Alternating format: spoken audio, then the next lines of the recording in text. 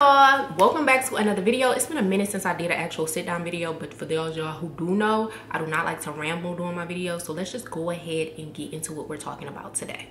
As you can tell by the title, we're going to be talking about how to maximize your nursing career. And so let me preface this by saying, for those who are just coming based on the thumbnail or the title and don't know anything about me, I am a single, no responsibility having female. That means I don't have a husband, I don't have any children that I have to be responsible, any parents, family members, or anything like that. It's just me and my dog, and he may incur an expense once or twice a year, but nothing that I cannot handle. So let me preface it by saying that.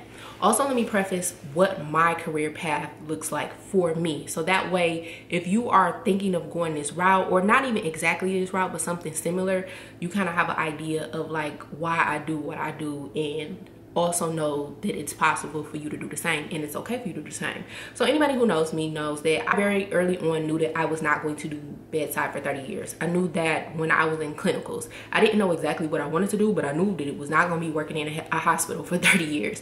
I also knew that I had no interest in climbing the corporate ladder. I didn't want to be a supervisor. I didn't want to be a manager or director or anything like that. For those who do not know, I've tried several different things. I've owned a med spa. I still do independently contract out at different med spas. I do coaching call, I eat products. I've done a lot of different things to kind of just get my feet wet and see what direction that I want to go in.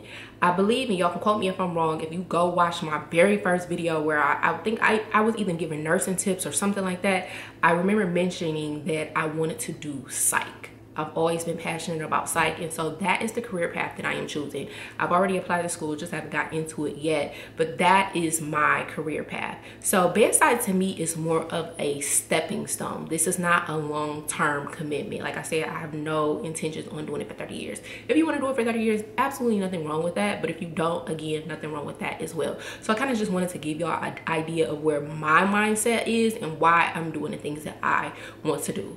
So I knew very early on that staff nursing was not for me. I was living check to check, even though I had zero responsibilities. And not check to check in the sense like I couldn't pay my bills. Bills were fine and paid, but check to check in the sense of like, if somebody asked me to go on a trip, it would be like, girl, I gotta save up for that. Or if I wanted something really nice, like I had to save up for it. And just how I wanted to live my life and how I just wanted to be financially free to move how I wanted to move, I knew that staff nursing was not going to be for me, especially in the area that I was living in at the time, which was Florida. And so as soon as COVID hit, I jumped on to a travel assignment and I have not looked back. So that is going to segue us into travel nursing. So let's get into that. Now, before we get into travel nursing, I like to preface this by saying, because there are always going to be people in the comments, and I really don't care, who will say you should not do nursing for the money. But if you are one of those people who are doing nursing for the money, I will tell you now that it is absolutely nothing wrong with doing that. They don't question doctors, lawyers, whoever. There are people who are not even passionate about their career who do it because at the end of the day, bills still gotta get paid. Like, you still need money to survive. So I don't think it's anything wrong with you picking a career for the money. But I will say this. If you are going into nursing solely for the money and you do not get in there and you take your job seriously, you're going to either end up in jail or you're going to lose your license. So let money be the motivator, but do not let that be your only reason. I don't think a lot of new nurses understand how important that license is and the responsibility that is placed on you. You are dealing with somebody's life, so you never want to have a mindset where, oh, I'm just trying to get the bag. No, you have somebody's life that you are responsible for. So again, I just want to preface that I really don't care. I'm not passionate about bedside nursing at all. Am I good at it? Absolutely. Do I take it serious? Absolutely. Anytime I go into that hospital, a switch goes on. Like, it's time to get to it. Let's make sure that I'm doing everything that I need to do to make sure that my patients are well taken care of. But am I passionate about it? Absolutely not. But I do understand that that career path is going to afford me the type of lifestyle that I want to live, and there's nothing wrong with that. And the great thing about nursing is that you don't even got to do bedside. Y'all know that y'all can do anything. And so if you go into that, even just for the diversity of your license, is completely fine. So I just wanted to get on my little soapbox about that, because I know there are going to be people who be like, oh, you shouldn't do nursing for the money, da da da da. Whatever. Do it for whatever reason you want to do it for, but make sure that you understand how important your license is, and you don't want to lose it by having the mindset that you're only coming in there for the money. Money should motivate you, but it definitely shouldn't be the sole purpose of why you're going there, because like I said, you end up either losing your license or getting fired, or worse, even in jail. So, and you work hard for your license, so you want to take that serious. Okay, so let's get into travel contracts. So the big question I feel like a lot of people want to know is, travel nursing still worth it? And I am going to say yes. For me, again, I have zero responsibilities. I'm not taking care of kids, husband. I don't got none of the bills that come with having responsibilities other than myself. So I am going to, I don't know if I want to show y'all, or I could just tell y'all. It'll make a difference. I mean, I'm just going to tell y'all the number. I am currently stationed in Georgia, and my contract is, I bring home $2,100 a week. That is on the low end. Now I've seen lower, like $1,800, $1,500, but for my area, $2,100 a week, so that's like a little over $8,000 a month, is still better than me being a staff nurse. That's the point that I want to make. Is the COVID money still here? Absolutely not. When people were getting paid $10,000 a week, even on the low end, $4,000 a week, that no longer exists at 36 hours. Let me preface it by saying that too. I have still seen some contracts that were like $3,000, and I'll probably put some on the screen where I can find them at, just so that I can show y'all they do exist. But I have seen some contracts that were like $3,000, but typically $3,000 and higher, they're 48 hours, I'm sorry. So that's 4 days a week.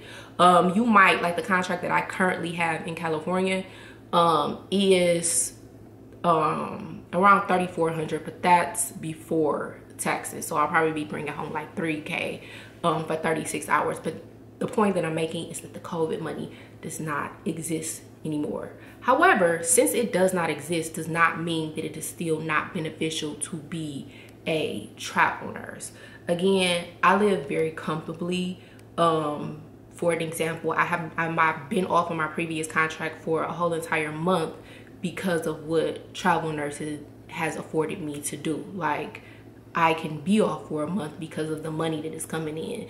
And I don't know if some people may say like, oh, $2,100, like that's nothing.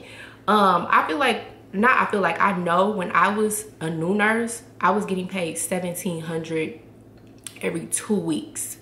And I'm gonna be honest, I don't know nothing about staff nursing right now, y'all. I don't have any friends, colleagues, anybody that I know who is currently a staff nurse.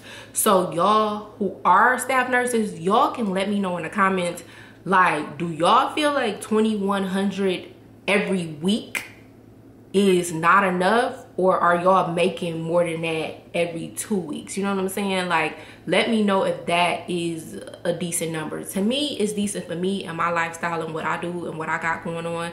I'm not complaining about it. But I know as a staff nurse, when I was working, now granted I've been a nurse for almost 5 years, or y'all know I'm bad with numbers, I think about 5 years. And I was bringing home $1,700 every 2 weeks. So to make $2,100 in just 1 week, to me, is far better than obviously making $1,700 every 2 weeks. Now, also, I will preface this by saying that you have to consider your own situation. I can move freely. I'm about to dip to California in less than a week to go on a travel contract. I understand that everybody does not have that opportunity. You know, if you have children and you gotta stay home.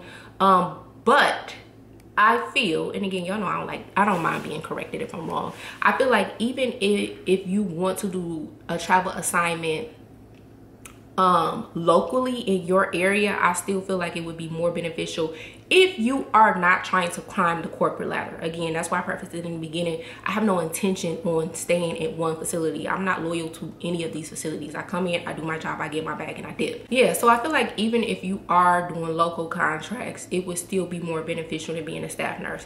Now, I will also say that there are some states, that are paying their staff nurses better than travelers, i.e. Cali. Those nurses that are staff nurses make very great money. But again, California is very expensive. I think Oregon was another one that they pay their nurses really good. So if you are lucky enough to live in those states, by all means, let this go through one ear and out the other. But majority of the states in the United States of America are not paying their staff nurses better than they are paying their travel nurses. Again, y'all can correct me if I'm wrong, but I'm almost certain that that is the case. There are a few exceptions to the rule, like the states that I mentioned, where they are paying their nurses good money, and I love that for them. But unfortunately, I don't live in those states. Now, people was telling me like, once I go to Cali, I'm not gonna want to leave, so we'll see. I might be living in Cali. But anyway, the point that I'm making is that I feel like travel nursing is still good. Now, I picked the contract a little on the low end because I'm gonna be honest, travel nursing has its cons. I'm the type of person, like, I like to be comfortable. I want to come home to my own bed, my own shower, just my own sanctuary. Traveling can be a lot because, one, you don't know what environment you're walking into, and if you get on an assignment that's good, you kind of just want to stay there. Also, housing and things of that sort, it can just be a lot. And I got to a point where I just wanted to sit down. I was tired of traveling. I was tired of living in somebody else's house. I was just tired. So I was like, you know, I'll make that sacrifice to get a contract on a lower end, as long as I can still pay my bills and move how I want to move. And when I say I can still move how I want to move, if y'all following my debt series, y'all know I just paid off for $4,000 of debt. I just told y'all that I am off for a whole entire month because I can still pay my bills for half of next month in this current month. I still had a budget. I can still get my hair done, my nails done. I can still move how I want to move, even on a low end contract. And so, what was I saying? The point that I'm making is that sometimes you just get tired of traveling. So I was willing to make that pay cut sacrifice just to chill for a minute. Now I'm like, chilling is over. Let's really get to the bag. So that's why I'm going to California. But the point that I'm making is that I do think that travel nursing is still a good idea, or better. I feel like travel nursing is better than staff nursing. I'll say that. Let me know how y'all feel in the comments about travel nursing versus staff nursing. What are the pros and cons that you have found for your own personal situation? But for me, I don't ever see me going to be a staff nurse. I will say, now that I'm thinking about it, because I am going into psych, I don't have any true, I don't want to say true psych. You know, when you on the floor, you do get patients who have a lot of mental health issues, but typically they are managed. Majority of the time they are managed, and so I've dealt with them in that capacity. I've never worked in a behavioral health facility, and I think that is probably completely different than working bedside. And so if I needed to do that to get the experience before I became a practitioner, I would do that. So that would be the only reason that I would go into staff. But even then, I would still keep the other options that I'm going to talk about open. So moving on from travel nursing, the consensus for me is that it is still lucrative, it is still worth it, and I would pick it over being a staff nurse any day. All right, so let's get into strike nursing. I am going to be the first to say that I am salty that I have never done a strike assignment. And I don't know if there is a reason why God has been blocking it from me, because again, I can move how I want to move. So if they say let's go, I'm like, when? Versus, you know, some people might not be able to move like that, just like up. Usually when they happen, sometimes, you know, like maybe a couple months ahead or something like that. But typically it's like, okay, when they say move, you need to be moving. Ain't no, can I come this day or can I stay this long? Literally, you go and do exactly what they say. The moment that they feel like you trying to be difficult, or I gotta plan this or I gotta plan that, they gonna move on to the next candidate and don't got no questions, and they just gonna show up. So I'm saying it to say that strike money is great money, honey. One thing about it though is strike money is not consistent money. Although I've never been on a strike assignment, I know several people who have gotten the opportunity to get on strike assignments, and the money is good. So one that I know in particular, she made $7,000. She worked the strike for 6 days. So basically 1 day was orientation, which they paid her for, and then she worked for another 6 days, and then that when it came up on her week, they flew her out. I love strike nursing because one, they pay for your housing. Typically, from the people that I know that's been on there, you can get your own room. If you're with somebody, like, you could just room with them, but you can get your own room, and then they also pay for transportation, which I love. Like, they pay for housing and they pay for transportation, and I love that. And you can get a quick check for a week. Now, granted, you are going to have to work consistently every day, but strikes usually don't last that long. I do know, y'all remember my old business partner, she was telling me that New Jersey, I believe, was on an indefinite strike, and baby, she made a bag. Now, I'm not going to discuss her finances because that's her that's, if she want to bring that up, she'll tell y'all. But what she told me, baby, she made a bag. Now, she stayed on that strike for a good several months, so she was running up the check. She was probably exhausted and tired. Actually, I know she was, but at the end of the day, she made a good bag, and she could move freely like that. So I want to say, do not sleep on strikes. I did hear like some negative stuff about strikes, like, oh, the nurses be trying to kill you and follow you and stuff like that. I don't know if it's true or not. I just know the people that went on strikes that I know, they didn't have no problem. They came there, they did their job, and they got out and got their bag. Let me put it into like numbers for y'all. $7,000 a week versus I make $8,000 a month. So I feel like strike nursing is a very lucrative way to go, but it is not consistent and it's not guaranteed. That's the other thing I wanted to bring up. They can literally cancel you. Like, the hospital can settle, the union can settle, and before you even make it out there, they've canceled. So it's not something that you could 100% depend on, but I suggest that if you can get into it and get on one, take that opportunity, because the money that you will get can basically substitute the money that you would make in a whole entire month. But again, it's not consistent, it's not reliable. I know some people who actually got out there and they canceled it, which is fine because they're still paying for your flight and they're still going to pay you for your time that you have been out there. But if you maybe canceled a trip or something like that, you kind of just missed out on that trip because you thought you was going to be on a strike or something like that. But again, I say, if you can get on a strike, get on a strike and milk that. You will be working a lot. You don't know what conditions you are coming on into. Like, that's why they're striking, because they are not happy about something of that nature. So I feel like go in, expect the worst, but just do what you're supposed to do. Obviously, don't jeopardize your license. Like, be smart about the things you pick and choose that you want to speak up about. But typically, go in there, do your job, get the bag, and dip. So that is another way that you can maximize your nursing career financially if you do get the opportunity. So we'll get into the next and final way that you can maximize your financial nursing career, which we are going to talk about is, so y'all, I'm gonna be honest with y'all, after this California contract, I think I'm about to be the per diem princess. I did not realize how beneficial having a per diem is. Now, it does, everything has its cons to it, but I am going to go with the pros first and why it is more interesting to me, like why it piqued my interest. So with per diems, you can get a per diem with the agency. I'll show y'all like some of the per diem rates in some of the apps that I use, but there are millions of apps. You could just do your research and find one. And then I also noticed some of the apps, they are based in certain parts of the state. So you might pick up Medley is one of them, and they might not have a lot of jobs maybe on the West Coast, but more so on the East Coast, or some might be more north than south. It just depends on what app you're looking at. But when it comes to per diems, I love them because you basically set your own schedule. Typically, the most that I've seen shifts that you need to work for per diem is 4 a month. But typically, they're around 2 that you need to pick up. 2 shifts a month. That is it.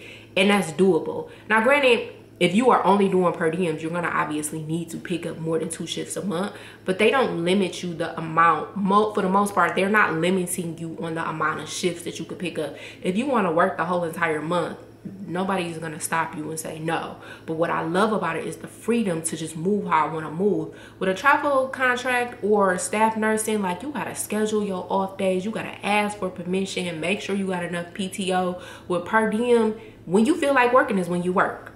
And I love that. You know, I don't have to ask nobody to take a day off or anything like that. I can plan my schedule around how I want to. I love the freedom of that. Also with per diems, they are typically higher. Not even typically, 100% of them are higher. Okay, I'll take that back. Typically with per diems, especially when you're doing them internally, they are going to be higher than what they're paying their staff nurse, and higher than what you would be getting paid as a travel nurse. You just have to be strategic about the places that you go to. I'll show you guys. So there's an app, there's 2 apps that I have been looking at and using when it comes to per diems. So I'm just gonna go ahead and show you what the rates are looking like on these apps so that you have an idea. And then I also talk about what the rates look like internally at a facility that, you know, they cut off the middleman. You just going directly to them. App I'm gonna show y'all is Shift Key. Now Shift Key, it depends on what area you're in. So I'm in Georgia, so as you can see, like, they don't have a lot based in Georgia. They, like, when I do look, it's few and far between, but as you can see, these are what the rates are. To me, this is not enough for me to be traveling or driving 2 or 3 hours away for 36, 43 hours. They do have some that you see like this almost 50. I think this one is in Alabama. Where is this at? Yeah, this one is in Alabama. And most of them are like rehabs, nursing homes, LTACs, things like that. So if you are okay with working those, some of these apps are really good for that. I feel like if you are in an area, it would probably be more beneficial. But if you gotta travel a good distance, or you gotta get a hotel, you gotta pay a lot of gas, I don't feel like it will be worth it. But this is the app Shift Key. And so to me, these are low. These are on a low rate, and for the amount of work that I know that I would be doing in a nursing home, me being an OT nurse, be doing all the blood sugars, all of that stuff, it is not worth it to me. But if you are used to working in a nursing home and you don't have a problem with it, and you get paid less than what you're seeing on here, I feel like this would be a good option to have on the side. I personally just would not be doing this like full time unless I seen like a really good one that was worth my money. Okay, so I'm gonna go to NERSA and I'm going to show you what they are basically. And these, again, some of these will be in hospitals. They have behavioral health, but a lot of them again are LTACs, rehabs, and stuff like that. So as you can see, this is like $60 an hour. Now granted, you see that this is $4.67, and you will be a 1099 when you are going off of these apps like this. So you won't be paying any taxes. What you see is what you get. But you have to pay attention to the time. So this is from 6 to 2. This is an 8-hour shift and you're getting paid $4.50. They've had a few over here that were like $1,000. Now when it comes to this, I will only be traveling if it was around $1,000, because that's not enough for me. But they have positions on here for LPN, CNAs, and RNs. So NERSA is another good one. They have a lot of good ones in Oregon, but again, Oregon is an independent state, so you would have to actually apply for that license. It's not, it is not a compact license. Also too, it depends on the time or the week that you are looking for these. It's Monday. A lot of the shifts increase around the weekend because nobody wants to work on the weekend. I probably should have did this video on the weekend, but as you can see, like, they get bonuses and stuff like that. 712 for this is 6 hours, which is not bad, but again, y'all see that's in Oregon, so you would have to apply for a license. But you see the rates are much higher here. You got rates for $50, you got rates for $60 versus the other one, you know, the rates were around $30, $40, $49 at the most. So this is an option, but this would not be my first option when it came to per diem. This would be like, I'm just trying to make a quick buck for something like that. My first option would be, when it comes to per diem, is to go internally, go directly into a hospital. Now there are agencies like AYA and AMN, they have their own per diem like company. Like, it's not named AYA and it's not named AMN, like it's separate. I think AMN's is Nurse Finder, and then I can't remember what AYA's is, but you would go through AYA and then they just would transfer you over to the per diem recruiter. Keep in mind that these are middlemen. They're going to get you to the particular hospital, so they're going to take out a lot of money. Y'all know how these agencies are. They trying to get the most money that they possibly can. But if I could give you advice, if you're going to do per diem, I would say go directly to the hospital so you cut out the middleman. So a per diem that I currently have is $87. That's more than what I'm getting paid as a staff nurse. I mean, I'm sorry, as a travel nurse. Well, both, I guess. That's more than what I would be getting paid as a travel nurse doing a travel contract at that hospital, and more than what the staff nurses are getting paid. All I have to work is 2 shifts a month, and I can pick up whenever I want to pick up. When I say y'all, I really think I'm about to be the per diem princess. I really believe after this contract, if everything goes well, I am just going to pick up shifts. I do know nurses also as well who are stationed everywhere else outside of California, and they will just fly into Cali, do maybe 6 shifts in a row or something like that, and dip. I feel like I'm going to be one of those nurses if I do not move to Cali. I just love the freedom that comes with per diem. Now, on the downside, with per diem, you're not getting insurance typically. And for some people that might be an issue, and for some it might not. I know a lot of nurses who don't even use insurance through the travel agency. They have their own insurance, so that way they can keep all of their money.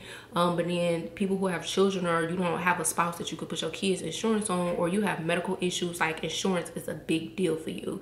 So I will say that that will probably be the downside to it, is that you're not going to get that insurance, but you still have options. Like, just because you're not getting per diem doesn't mean that it's not available. Like I said, there are nurses who have their own separate private insurance outside from the, you know, whatever the travel agency may provide, or if you were like a staff nurse. So I will say that is the downside to it if you rely heavily on insurance, or a good insurance, or you have children that need to be on insurance. For me, I'm not concerned about that. I do have private insurance. I pay my premium every month. It's pretty decent for what I need it for, so I'm not pressed about it, but I do understand that everybody's situation is not my own. The other downside to it is, y'all know, I do not like to work more than my 3 days, and I barely want to work my 3 days. And so I feel like when I'm on a travel assignment, I'm forced to work those days. Like, they sign me up for the shifts, I need to show up. But with per diem, it's like I go to work when I want to go to work. In the words of the great JT, I don't have any kids. When I want to work, I do. When I don't, I don't. But that could be bad in a sense. Like, I'm gonna always pay my bills, but I'm not one of those nurses who like maximize my opportunity to make as much money as possible. If I'm comfortable, my bills are paid, and I can move how I want to move, I'm chilling. As y'all can see, like this month, I probably could have been working. Other nurses probably would have been working, but me, I'm like, I want to chill. My bills are paid. I don't have to work. And so I guess that could be the downside of it if you are like me and lazy and don't want to go to work, and only want to go to work when you need to go to work. But other than that, I think having a per diem is not only necessary, but it is also a good idea. So yeah, y'all, that's my take on per diems. I'm almost certain I'm always going to keep a per diem. I just like it even too, like in the interim, like when you are between contracts, like it's a good way to just make a little extra money when you chilling and not have to feel like obligated. And two, for most people, like I was saying, like most contracts, I mean, per diems, they require you to work at least like twice a month. Like the most I seen was like 4 months, which is kind of excessive. But if you were solely doing just per diems, you would obviously pick up more than 2 shifts a month. Well, depending on your financial situation. Some women or men don't have to work like that. But for me, I know that I would be picking up more than 2 shifts. But even if I was on a travel contract and I'm coming back here to Atlanta, like that's feasible for me to still work my travel contract and then come back here for a couple days and knock out my shifts before I have to go back to my travel assignment. So I am really considering only doing per diems at the correct rate, like 87.